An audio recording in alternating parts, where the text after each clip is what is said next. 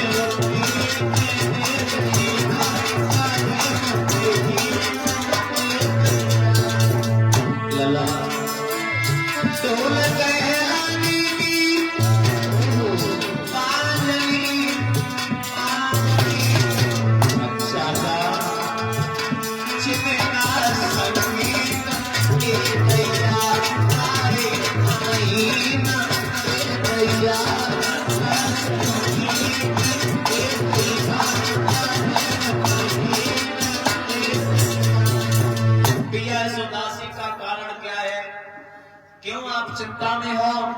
क्या हमसे कोई भूल बन गई है, या महल में कोई किसी ने सभा में कुछ कह दिया हो? जवाब दिया, सुनो मेरी बात, मेरी बात सुनो।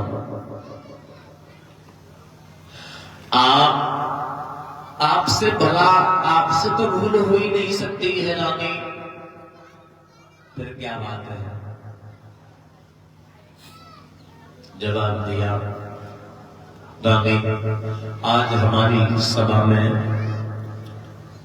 अर्जुन का आगमन हुआ। अर्जुन जैसे ही आए तो हमने अर्जुन से एक गर्भ की बाजी लगा ली।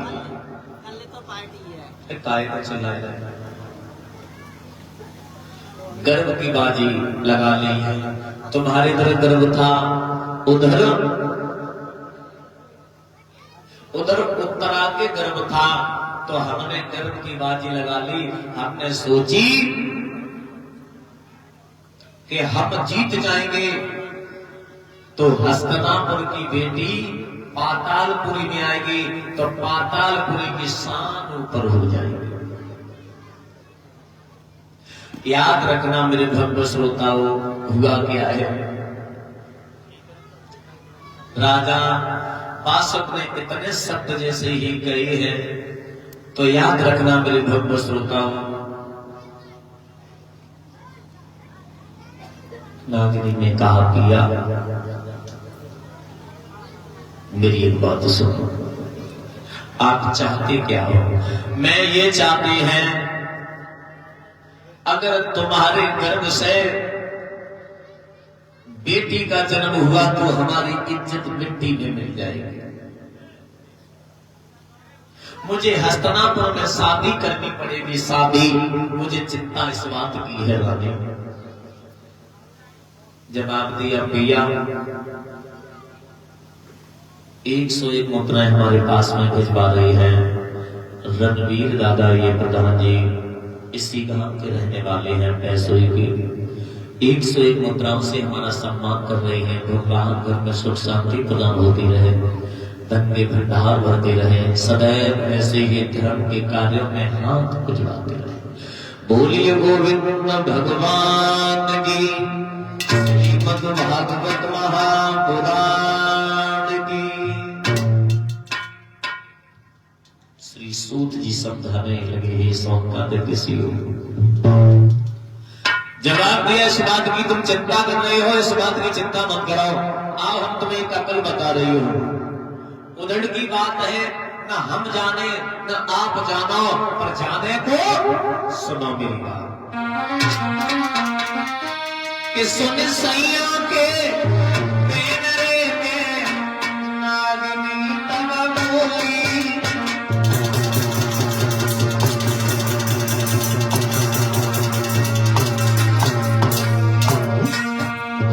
सुन राजा के मेरे नागिनी तब बोली,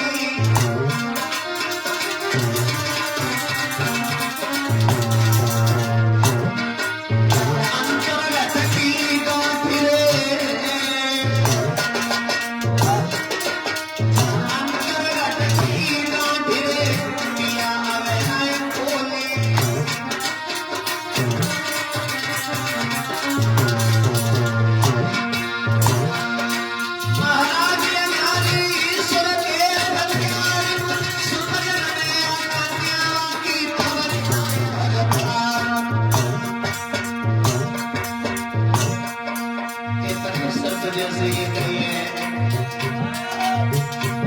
कैसी हुई गई, कैसी हुई गई दगाना समझ पाई, कैसी हुई गई, कैसी हुई गई दगाना समझ पाई, कैसी हुई गई।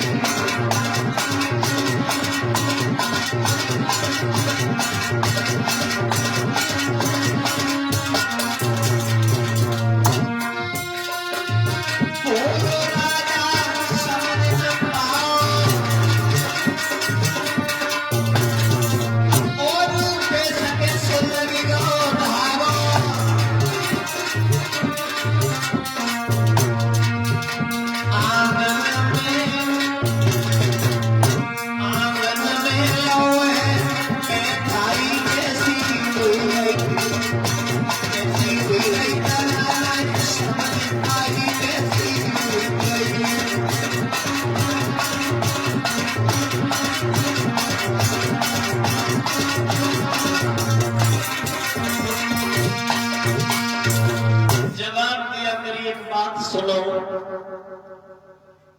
पिया, घर में बालक है या बच्ची है, ना हम जाने ना तुम जानो, केवल परम पिता परमात्मा जाने। पर कितना जरूर है, कितना, अगर हमारे गर्भ से पुत्र का जन्म हुआ तो इस महल में खुशियां मनाऊंगी।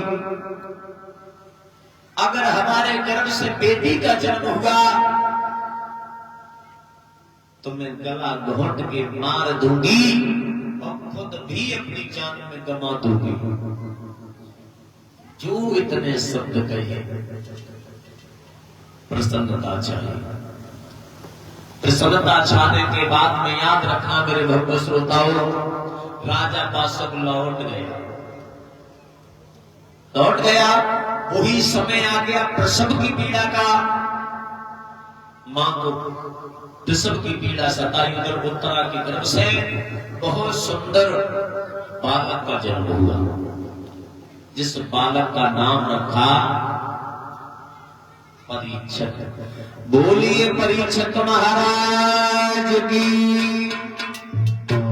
इस प्रकार परीक्षक का जन्म हुआ। विवाह कैसे हुआ और श्रीमद् भागवत कथा सुननी क्यों पड़ी, इसका कारण क्या था? जो कि परीक्षित ने भगवान की कथा सुनी।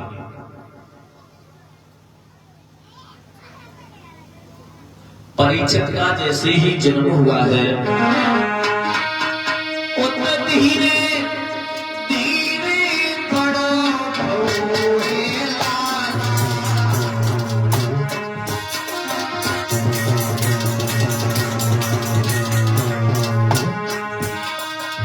धीरे धीरे बड़ो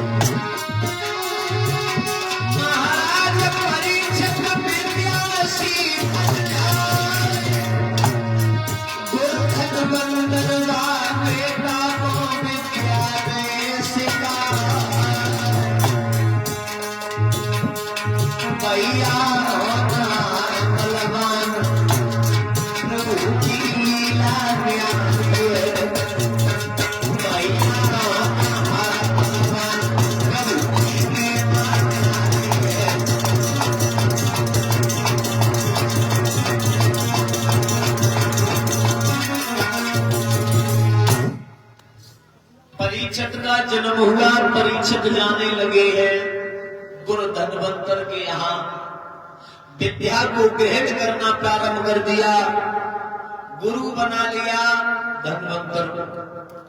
परीक्षित के कौन गुरु थे? धनवंतर गुरु थे। इधर पातालपुरी में राजा बासु की पत्नी के गर्भ से बहुत सुंदर बेटी का जन्म हुआ। जैसे ही बेटी का जन्म हुआ तो इतनी सुंदर बेटी थी, इतनी सुंदर बेटी थी, मां की ममता अंदर से जागृत हो गई। कहते हैं मां की ममता क्या होती है, उपद चिलन लुगाई क्या जाने, और जिस तीर गई हुए पाए बेमाई वो तीर क्या जाने।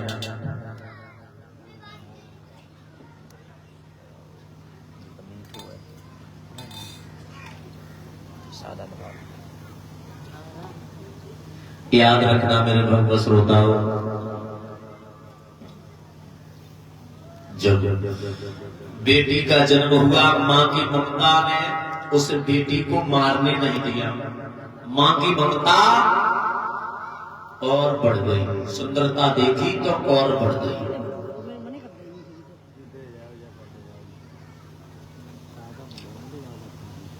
बांदी को पास बुलाया, क्योंकि रानी को सलाह देने वाली होती है बांदी और राजा को सलाह देने वाला होता है मंत्री। बांदी को पास बुलाया, बांदी मेरी एक बात सुन, मैं इस बेटी को मैं मारना नहीं चाहती, मैं इस बेटी को मैं मारना नहीं चाहती, किसी प्रकार मेरी बेटी बच जाए, कोई ऐसी कोई अकल हो तो कोई ऐसी कोई अकल बता दे।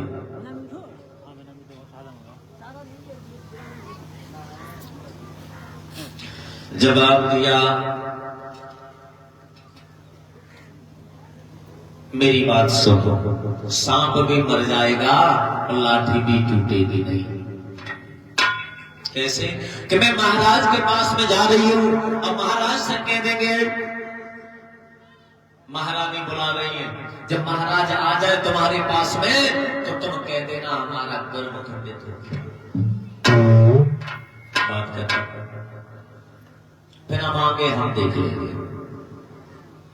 जवाब दिया तू जा, महाराज को बुला के ला। बांदी पहुंची, बांदी पहुंची, बांदी महाराज को सारी बात बताती हुई बोली, महाराज तुम्हें महारानी ने बुलाया है। जब पीछे बच्चा बैठे है उनसे तो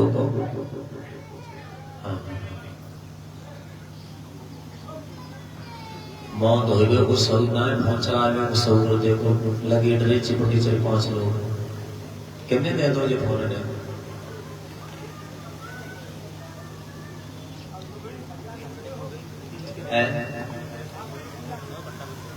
भाई। तो देखो बच्चन को माँ बाप दे भी देते हैं फोन। हम इतने बड़े हो गए, दाढ़ी मूछ निकले तब हमने फोन ले पाओ छोड़ो, आज दिन तक फोन जी पड़ी तो फोन हम सुना ही नहीं पाता।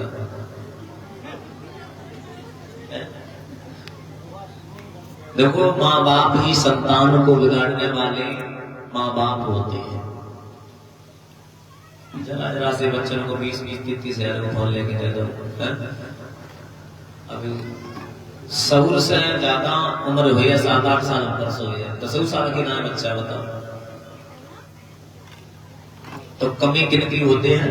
माँ बाप की कमी होते हैं।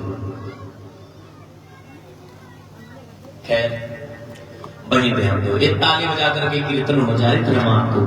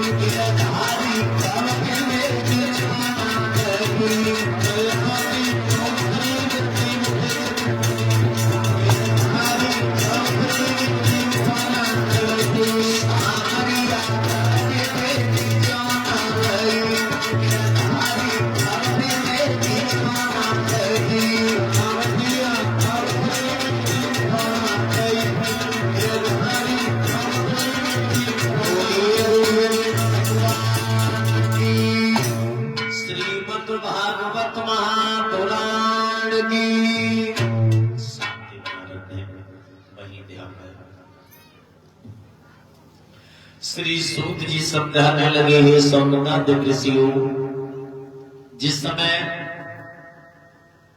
बांदी ने महाराज को बुला करके महल में किया है और कहते हैं स्त्रियों के आंखों में पता नहीं कितना नीर भरा होता है, पता नहीं, इसकी को मैं था ही नहीं लगा पाई। कोई बात नहीं थी, रोने लगी, त्रिया चरित्र दिखाने लगी, महाराज महाराज गजब हो गया। बासु बोला, क्या हुआ? महाराज मैं आपको कैसे बताऊं? अरे हुआ क्या, मुझे क्यों बुलाया? महाराज पिया मेरा गर्भ जो था वो गर्भ खंडित हो गया। खंडित? अरे तो इसमें हाथ की क्या बात है, इसमें रोने की क्या बात है? अरे सुधीना और देख करके छीन लेना केवल परम पिता परमात्मा के हाथ में होता है रानी, ये अपने हाथ की बात थोड़ी नहीं। अरे गर्भ हो गया, खंडित हो गया, तुम्हारे उस बचन का क्या? कोई बात नहीं, हम खत भेज देंगे अर्जुन के लिए।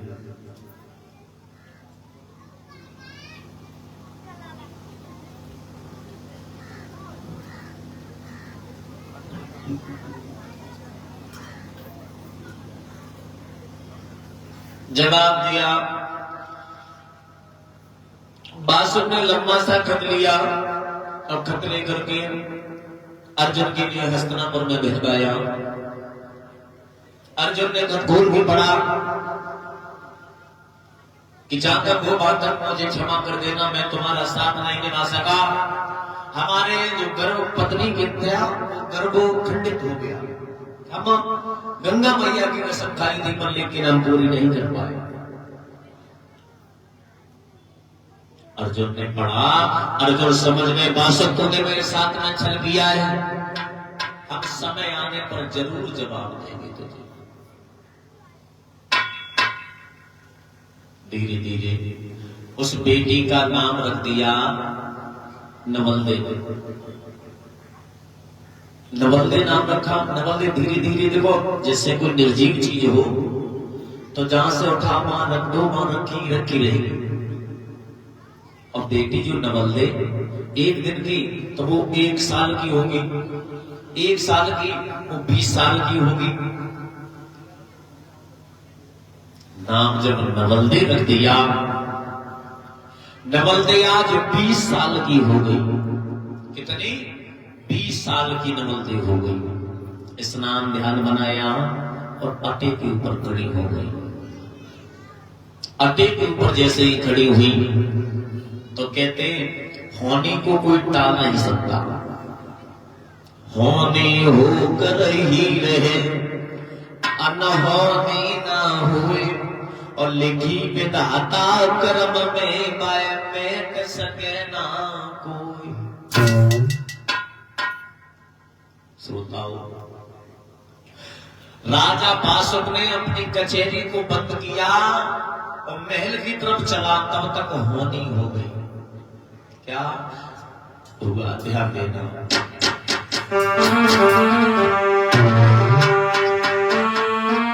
ओ नगरिया कचहरिया बन रूपनी लई मेलन की सीध लगाए, आड़ी बिटिया सन खंडा पे लई दिया केस सुनाए।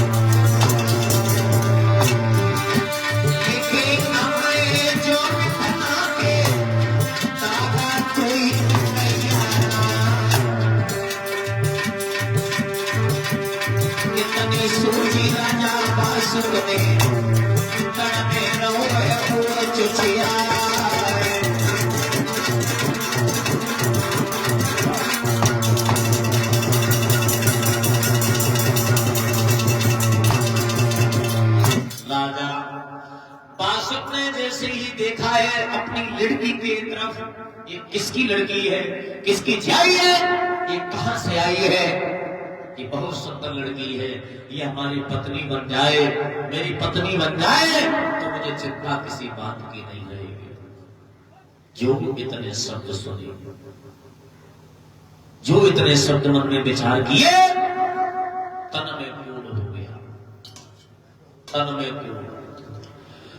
दादा त्रेता द्वापर और सतयुग में एक नियम चलता रहा, क्या कि तुमने किसी के बारे में अगर सोच भी लिया गलत, उसका सत्यानाश हो जाए।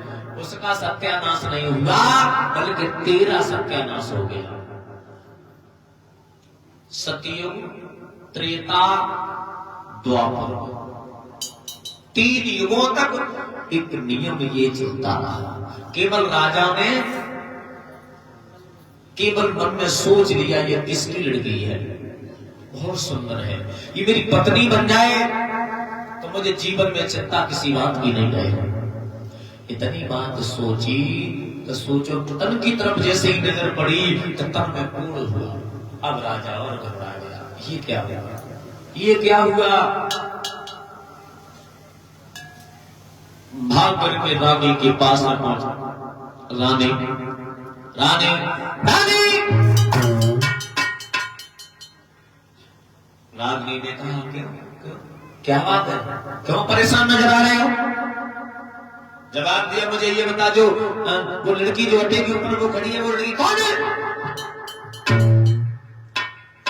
जवाब दिया, महाराज महल में तो कोई लड़की नहीं है, तुम लड़की दिखाई दे रही है तुम्हें। राजा बासुब ने कहा, अभी लड़की खड़ी थी वो अड्डे के ऊपर, वो कौन है, साफ बता दे। तब तक नवंदे आ गए। तब नागिनी ने कहा, भैया ये अपनी ही बेटी है। जो इतने शब्द सुने क्रोध आ गया, खून खोलने लगा। रानी रानी करे तिने नीनी दिए छुपाई।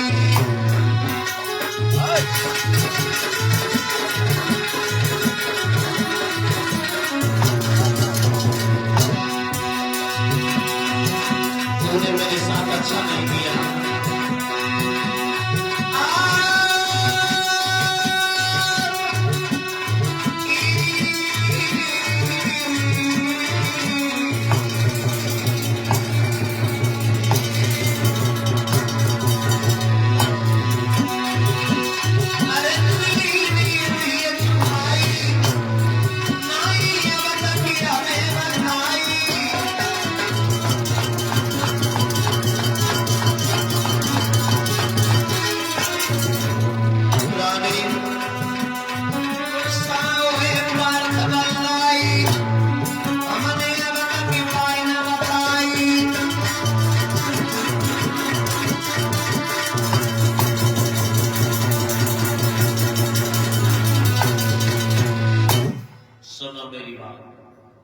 तुमने मेरे साथ में झल किया है, तुमने ऐसा क्यों किया, क्यों किया ऐसा किया। हमसे भूल हो गई, हमसे भूल हो गई, अब मैं कभी जीवन में भूल नहीं करूंगी। बेटी सुंदर बेटी थी, इसे हमें नहीं मार सकी। जो इतने शब्द सुने, अब कैसे तन का क्या करे, मेरे तन के ऊपर कोड है।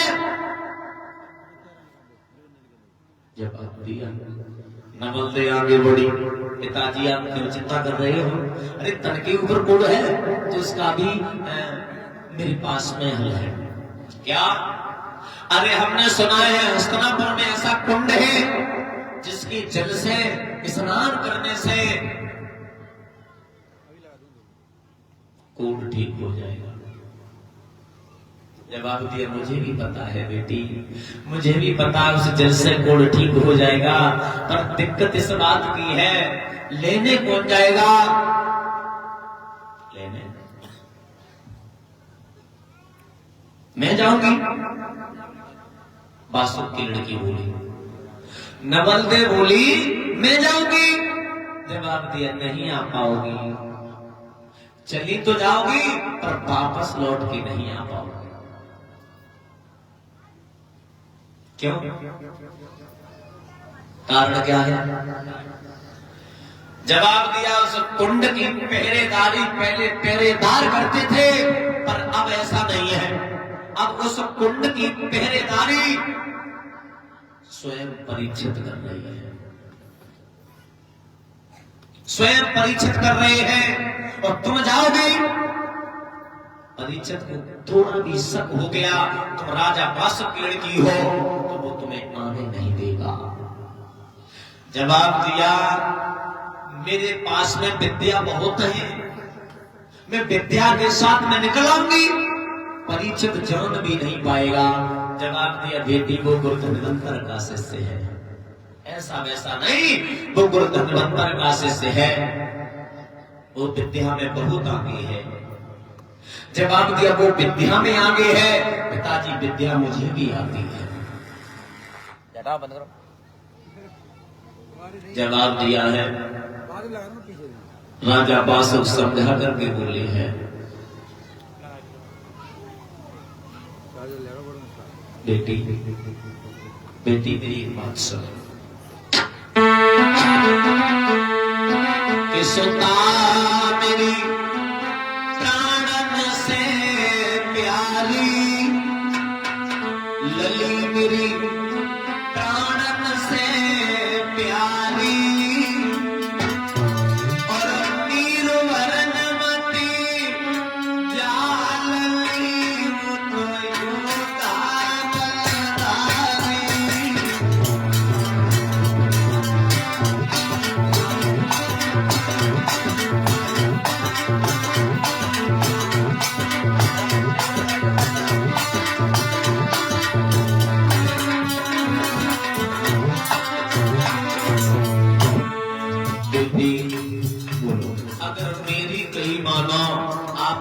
मत जाओ, वो विद्या में बहुत आगे है। वो विद्या जानता है, तुम जानती हो? क्या जानती हो? सुनो, बोलो।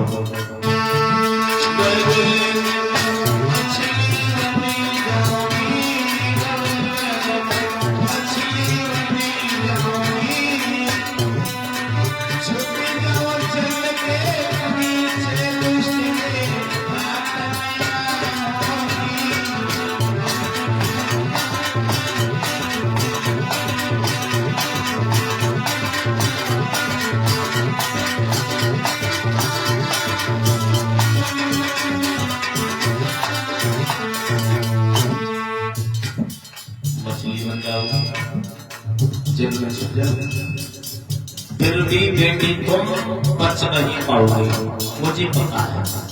क्यों? मेरी एक बात सुनो, वो धन्वंतर का शिष्य है, विद्या में बहुत आगे है, समझा करके बोलो। अरे लली वो तो बगुला बन गई है, लली वो बगुला बन गई है, ले जाए चोच लगाए लली मेरी वाली गली गई है।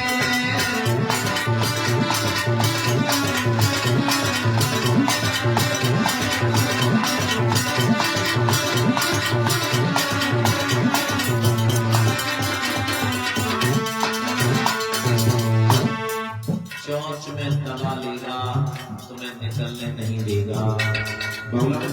हाँ, और क्या सुनो,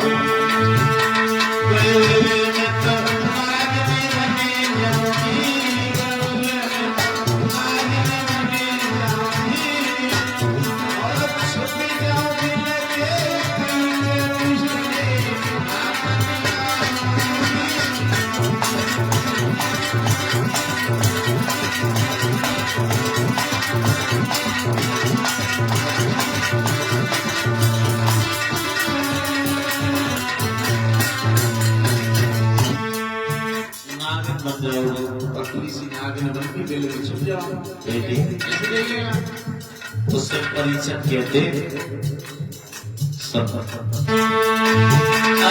ललियो सपेरा बन गए बिटिया हो, सपेरा बन गए, ले जाए बेन लगाया लगी तेरी बुहारी कर गए।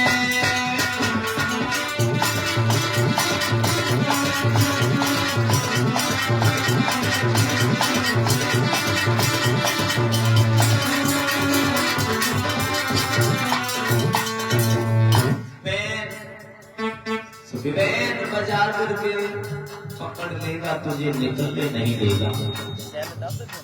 तो हम क्या कर लेंगे? क्या जानते हो? और सुनो, तुम्हें विद्या आती है? हकीकत बिल्कुल बोलो।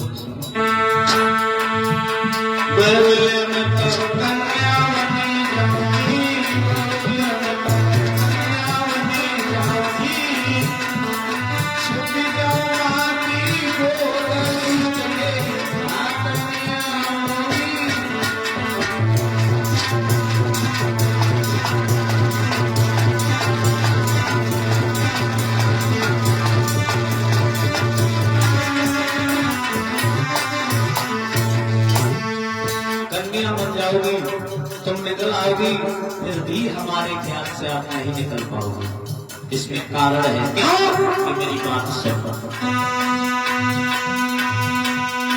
अरे ललियो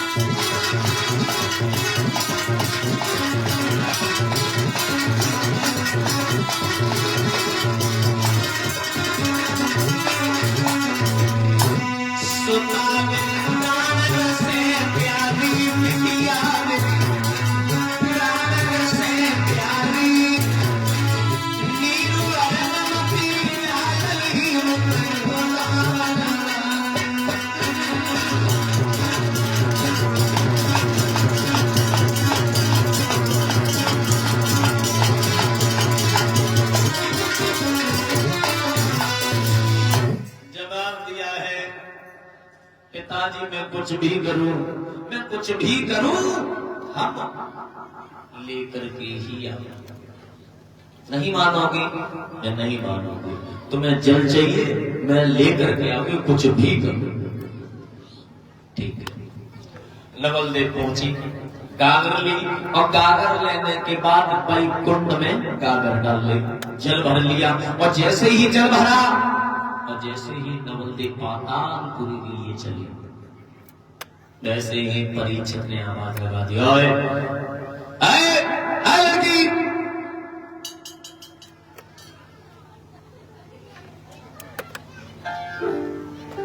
जैसे ही कहा, पीछे मुड़ के जैसे ही देखा कि जो पिता ने कहा वही दृश्य नजर आ रहा है।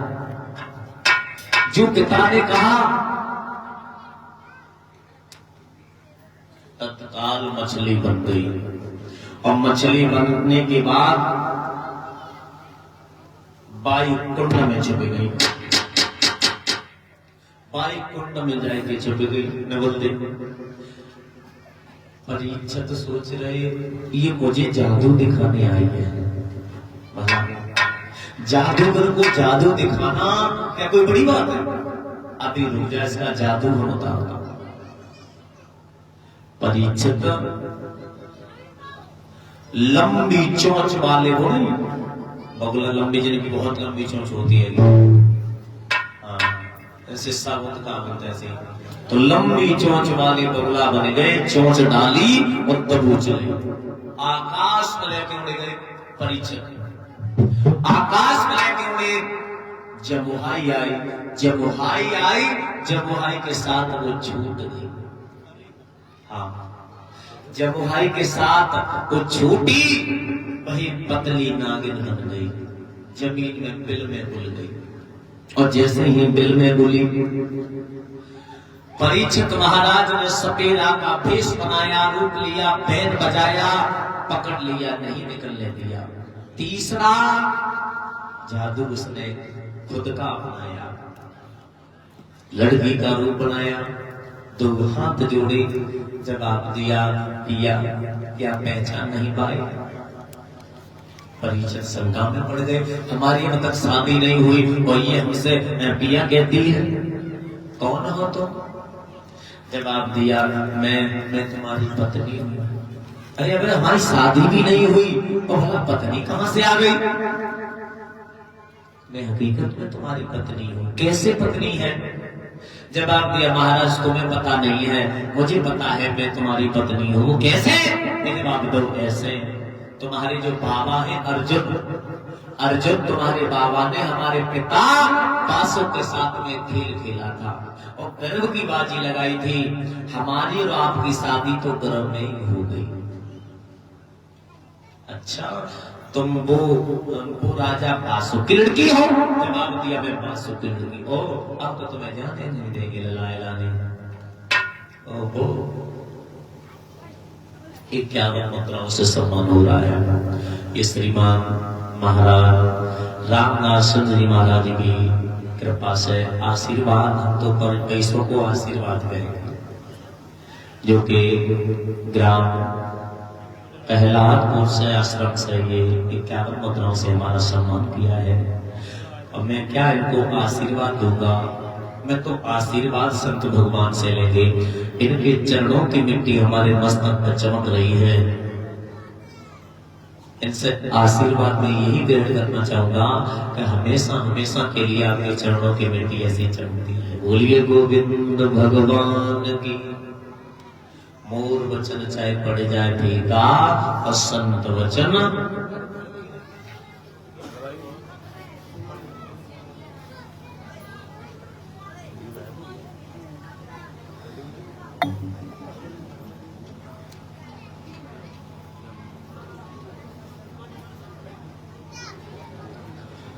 श्री सूत जी समझाने लगे स्वर्गाधिक ऋषियों, जब नवलदे ने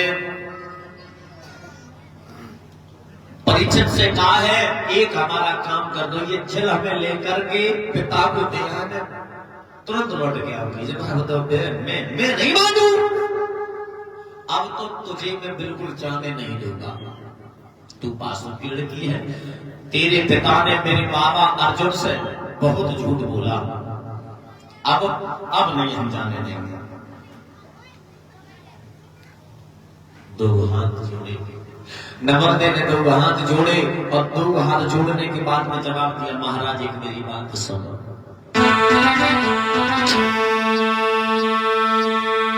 ये अमृत में आऊंगी, अमृत में आऊंगी, तब मैं तेरे संग चलूंगी।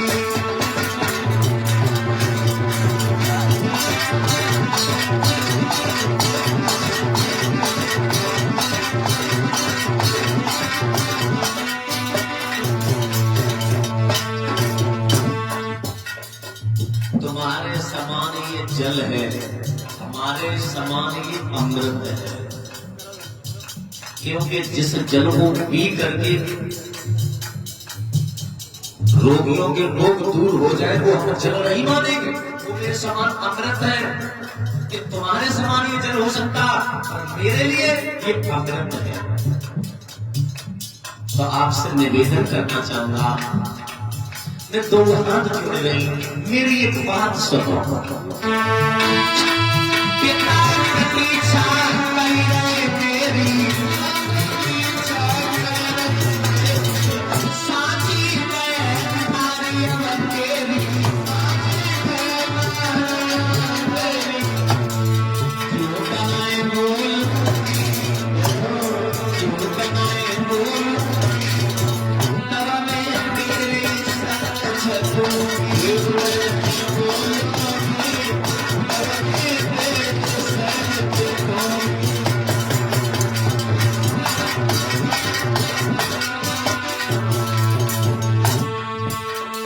नवलदे बोली है परीक्षित से, इतनी माना सीता हमारी,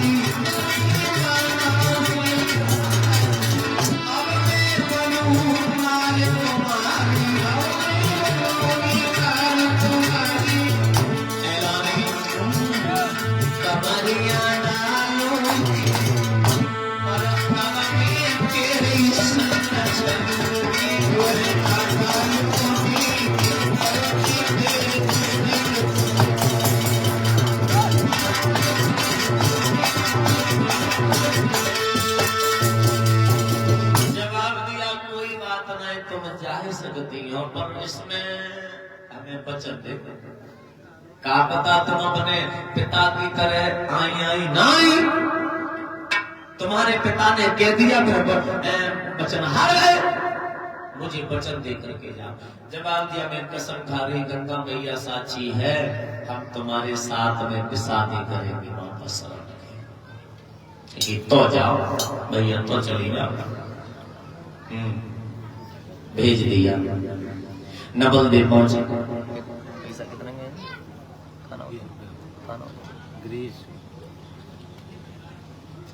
श्रीमान दादा ग्रीस भैया की तरफ से 21 मुद्राओं से सम्मान हुआ। भगवान कन्हैया घर में सुख शांति प्राप्त होती रहे, भंडारा होते रहे। बोलिए संत भगवान की। जैसे श्री सूत जी समझाने लगे हैं, सौनकादिक ऋषियों, जब परीक्षित ने कहा तुम जा सकती हो और तुमको आना अवश्य है, जवाब दे मैं जरूर आऊंगी। नवल देव पहुंची, अपने पिता को उसी जल से स्नान कराया और स्नान कराने के बाद कोढ़ ठीक हो गया। और कोढ़ ठीक हुआ, वैसे ही नवल देव चली हस्तिनापुर के लिए। जब नवल देव हस्तिनापुर के लिए चली तो राजा पाशुक ने रोका, कहां जा रही है? कि मैं शादी करने जा रही हूं। किसके साथ में? कि परीक्षित के साथ में। पागल हो गई, तुझे होती नहीं है, तुझे पता नहीं है मेरी इज्जत का क्या होगा? नवल देव बोली, पिताजी उस दिन तुम्हारी इज्जत कहां गई थी जब अर्जुन के साथ में तुमने गर्व की बाजी लगाई थी, तब इज्जत कहां है? मैं जाऊंगी, मैं वचन देकर के आई हूं। बासुक बोले, सुख से तुझे सोने नहीं दूंगा। पिताजी आपकी इच्छा, मैं सुख से रहने नहीं दूंगा, आपकी इच्छा। मैं नाक लेकर आ जाऊं, आप जानो, जो भी करना चाहते हो मेरे साथ में कर सकते हो। मुझे मारना चाहते हो, सर्पों को भेज देना, मुझे मरवा देना, इतना ही कर सकते, मुझे पता है। पर जो भी करना चाहते वो कर। और मैं रुकने वाली नहीं, मैं वचन देकर के आई हूं। पहुंची, एक बात नहीं मानी नवल देव। पहुंचे परीक्षित के पास में, परीक्षित पहुंचे अर्जुन के पास कि बाबा इनके साथ में हम शादी करना चाहते हैं। ये कौन है? कि ये नवल देव है, राजा पाशुक की बेटी है। वो पाशुक वो हमसे झूठ बोला कि गर्भ खंडित हो गया। जवाब दिया, हाँ तब गर्भ खंडित नहीं हुआ था, वो झूठ बोल रही थी।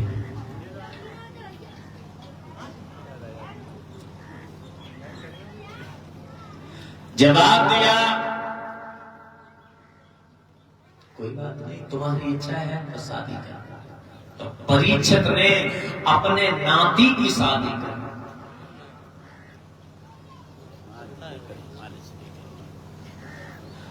परीक्षित की शादी वही अर्जुन ने शादी कराई। अर्जुन निकल गए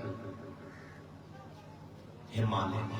पांचों पांडव, अर्जुन पांचों पांडव हिमालय के लिए चले गए। इधर परीक्षित को राजा बना दिया, हस्तिनापुर का परीक्षित को राजा बना दिया। अब पांचों पांडव चले गए हिमालय के लिए, भजन करने के लिए, तपस्या करने के लिए। इस तरीके से परीक्षित का जन्म हुआ, शादी हुई। अब कारण कौन से बनो, भूल कौन सी बनी, जो कि श्रीमद् भागवत की कथा सुननी पड़ी। क्योंकि वो राजा थे, राज को त्यागना पड़ा, गेरुआ वस्त्र धारण करने पड़े। ऐसा कारण क्या बना? थोड़ी कथा और रहेगी, तब तक ताली बजा करके कीर्तन हो जाए, है ना?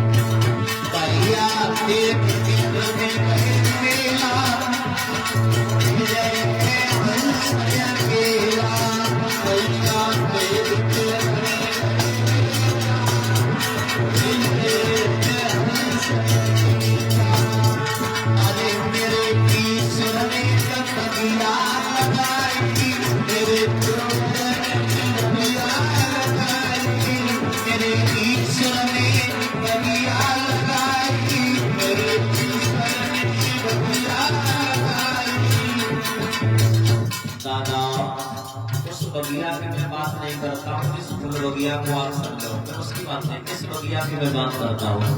ये मानव रूपी कितनी सुंदर बगिया लगाई है ईश्वर ने, परमपिता परमात्मा ने इतना सुंदर रूप दिया, इतना सुंदर परिवार दिया, सुंदर रोजगार दिया। प्रभु जने कछु आम कछु केला और कोई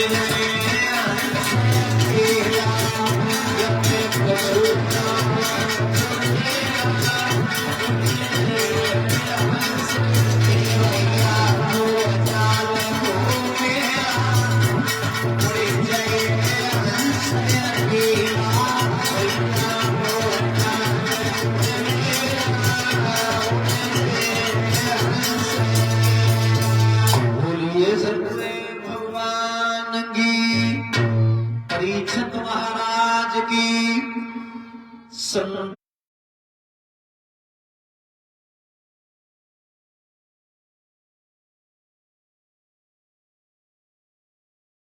में कौन सा था, कौन से समय में परीक्षित राजा बने? तब सतयुग था, द्वापर था, कलयुग था, त्रेता था। 4 युगों में कौन सा युग था जब राजा परीक्षित को राजा बनाया गया? थोड़ा और विशेष ध्यान दें।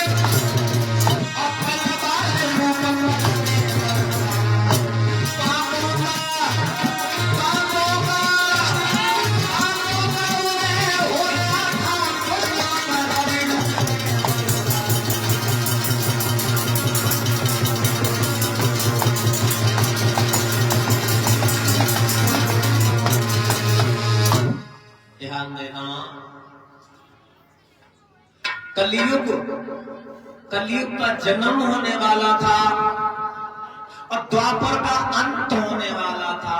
उस समय राजा परीक्षित राजा बने कि द्वापर था मृत सैया पर और कलबाल रूप पलने पर था और पापों का उदय हो रहा था और पुण्यों का रव ढलने पर था।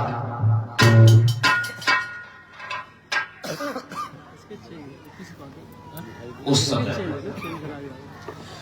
समय राजा परीक्षित राजा बने। और देखो राजाओं का स्वाद होता है शिकार खेलना। राजा शिकार खेलने के लिए जंगल गए तो जंगल से वापस लौटते हुए आ रहे थे तो एक गाय मां रमाती हुई चली आ रही है। बच्चन को शांत करो भाई, बच्चन को शांत करो।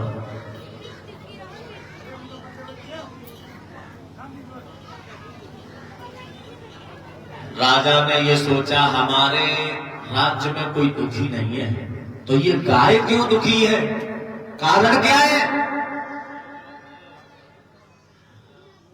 जवाब दिया,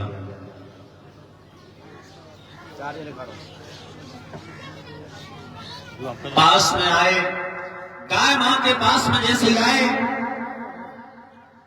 जवाब दिया क्यों रो रही हो?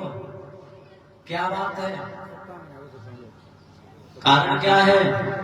तो गाय मां ने, जैसे हम आप बात करते हैं, मानव बात करता, मानव की भाषा में जवाब देती हुई मां बोली राजा परीक्षित से कि कौन है आज मेरी लाज बचाने आए।